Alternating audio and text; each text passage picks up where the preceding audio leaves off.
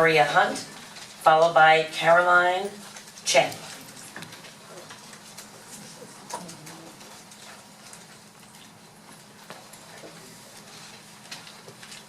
Good evening, thank you for having me up here.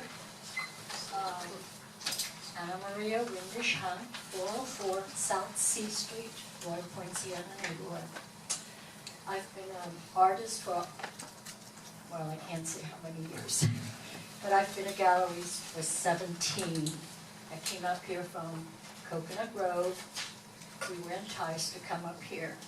So what I would like to suggest, because I have now experienced for several years what is going on and what is lacking, I would like to suggest a new ordinance for 1% of new construction.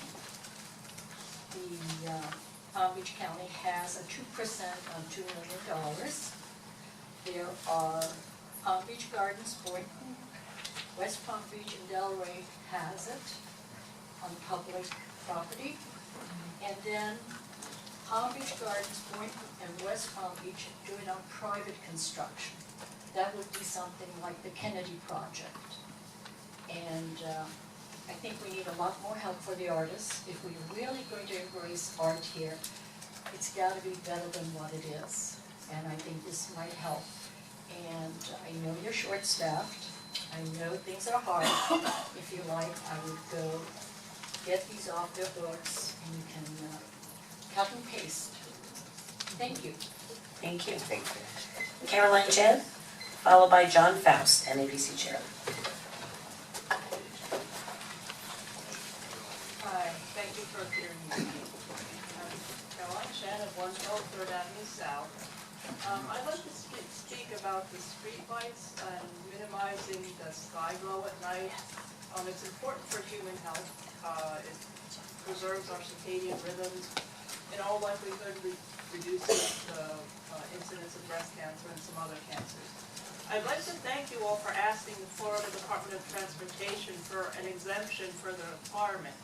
For the LED lights, what they usually ask people to have is very bright, very white street lights on the F-dot roads. But as a city, we have asked them for permission to have more of the amber colored lights. The technology for amber LED lights has improved, and they are increasingly more energy efficient than they were even a year ago. So I would also like to suggest that the city develop a citywide dark sky ordinance to expand the use of the full cutoff light fixtures that we already have some of, and to place limits on the allowed brightness of the lights and have them be more amber colored. Also, I'd like to share what I have learned about the lower parking lot of the Beach Casino building. It's not quite an accurate example of optimum dark sky lighting. From what I understand, additional lights and or light posts, I'm not sure, would have been allowed under the Turtle Sky guidelines. But there was some sort of last minute change, I don't know if it's cost or logistics, and they could have put in more additional light, but they haven't. I don't want anyone to fall coming out of the restaurant. So I would like us to work on a dark sky ordinance. Thank you. Thank you very much. John Faust, followed by Mary Lindsay.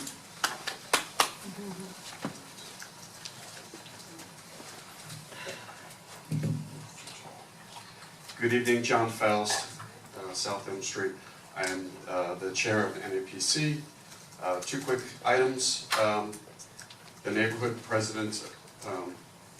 Association President's Council is thrilled to announce that we will be hosting a candidates forum Wednesday, January 6th at 6 p.m. at the Playhouse. So we're all looking forward to that. Get the date out there now. And then, of course, the other thing is the 50th annual holiday parade. We have a float for all the residents. If you'd like to walk along the float or ride the float, it's quite big.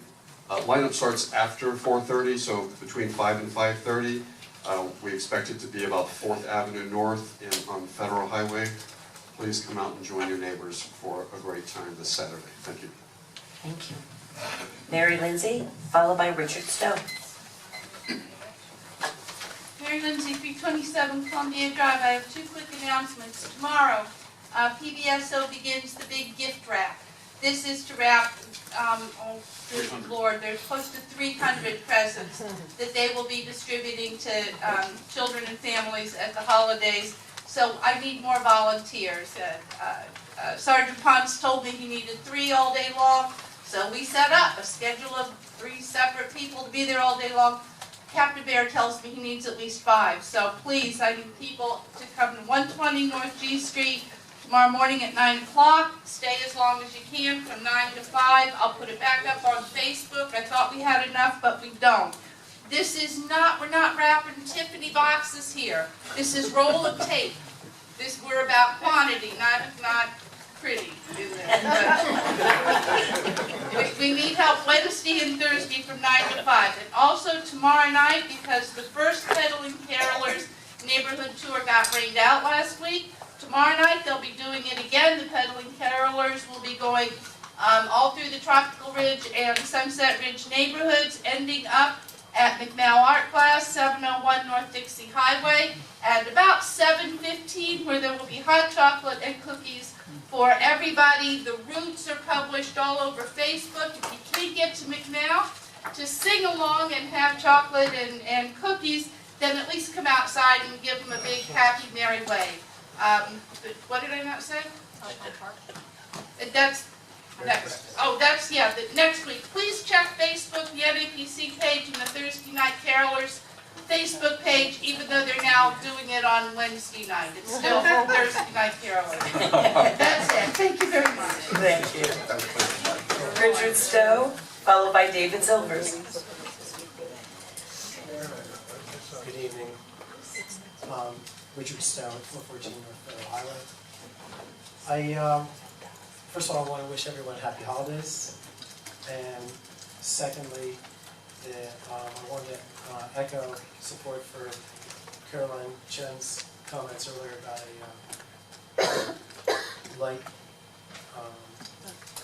lighting ordinance. I believe we just have like developments going in right now in Vicente over on 2nd Avenue North, and without that lighting ordinance in place, it really hasn't had an opportunity to take advantage of all of the dark sky cutoff fixtures that are available in the marketplace right now. So going forward, I think the city would be in a much stronger position if we could draft an ordinance. I know that William Waters in the past has supported and taken interest in doing this. So with the support of the commission, I think this will become a reality for make us a better city. Thank you. Thank you. David Sillers, followed by Yogini Nuradina. I hope I said that right. I don't know. First off, I'd like to thank the council for giving me the opportunity to introduce myself. I am David Silvers. I'm running to be your state representative. And I do want to wish everybody a happy holidays, Hanukkah, Christmas, Festivus. Got that. For the rest of us. Yes, for the rest of us. And I'm just here to introduce myself to the members of the council who I've not met. And it's a pleasure to meet you. And of course, to see my good friends, Commissioner Amoroso, Mayor Triolo, Commissioner Maxwell, and just find out the local issues.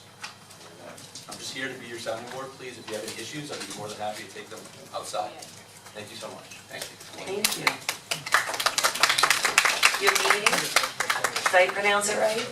Oh, yay. Followed by Greg Rice.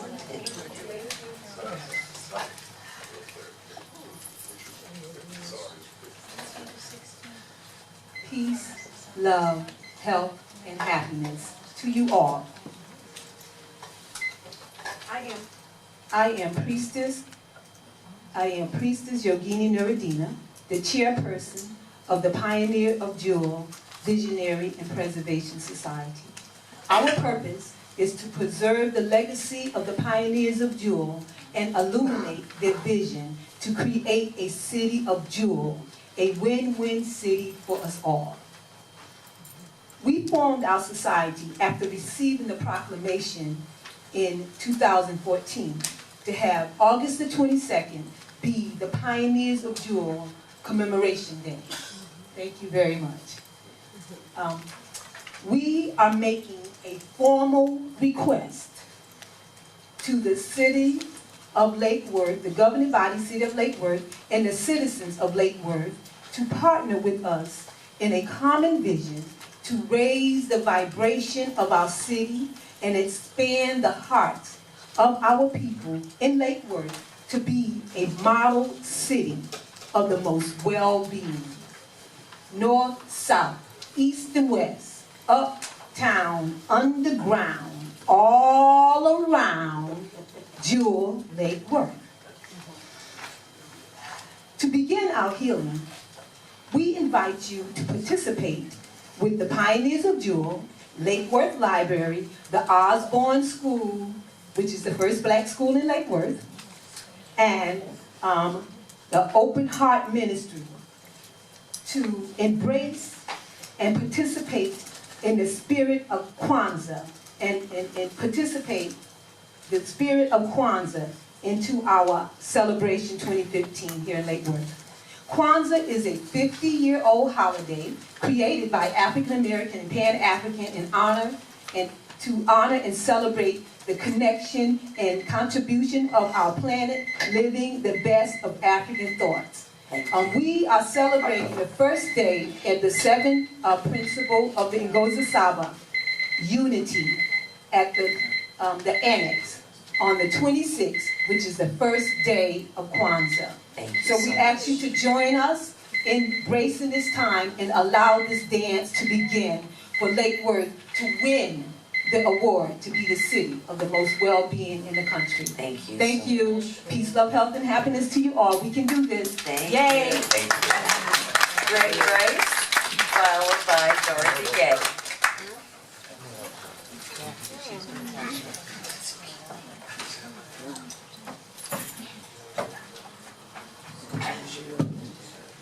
Good evening, Greg Rice, Live Lucerne, 511 Lucerne Avenue. A lot of new faces in the room tonight.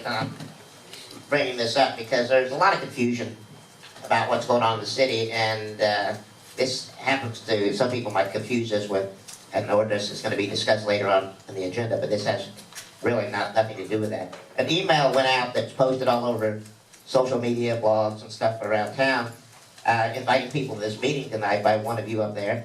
And the reason I'm pointing this out is in this post that was I read today online, it said a particular concern is the request to be allowed to construct a second hotel on the site with a maximum height of 65 feet. While there is legal uncertainty regarding the status of the height limitations in our city charter, there is no uncertainty regarding the results of the 2013 citywide referendum, in which was a clear majority requested the maximum height of, let's say, 45 feet. I wish that the city attorney, because I've heard him do it eloquently several times, explaining what happened and the actions that were taking place in Tallahassee that circumvented that particular referendum, but there's a lot of new faces in this room that probably have never really heard why that was nullified or null and void or whatever. And it might be better for them to hear from a legal expert instead of social media and what have you, because reading this post that was online today kind of sounds like it is a legal opinion that when it was stated that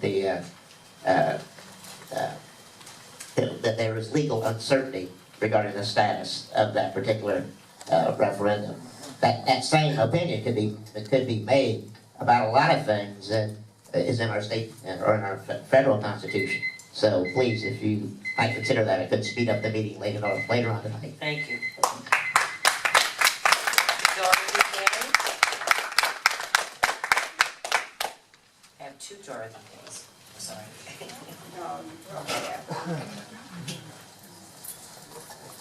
Is one for another something later? Good afternoon. I had another comment, however, Dorothy Gay, 1314 South Beach Street. I did want to, and I had some comments because sitting in various meetings and being endowed with constant problems that gives the, I guess, the community or the citizen of the area increased fees. So I sat in various city meetings where I was really upset because when we went to changing water meters from one to another, the citizens of that community faced increased everything. Stormwater, impact fee, whatever it was. It increased the level of all citizens in that given area. Hopefully, with the change of this water meter that you have endeavored on, just perusing through all those pages, not reading those 287. However, just to state that, I know you know what's in all those pages, but making sure that when you look at replacing, if this is a replacement, or is it similar to the replacement of the meters for water, that it does not hinder or cause citizens to be unable to pay as you increase fees, regardless of what it is. And I always crown really on the behalf of the citizen who has to encounter the increased water, the increased stormwater, very high level, they cannot pay it. Even with it being the medium average, which most of you can pay. However, there is a clientele out there that cannot reach their goal. So in my last of this payment, in reference to bills, hopefully this is not the occurrence in the city of Lake Worth as the other cities. Thank you. Any other cards, City Manager? No, not on that. Okay, thank you very much.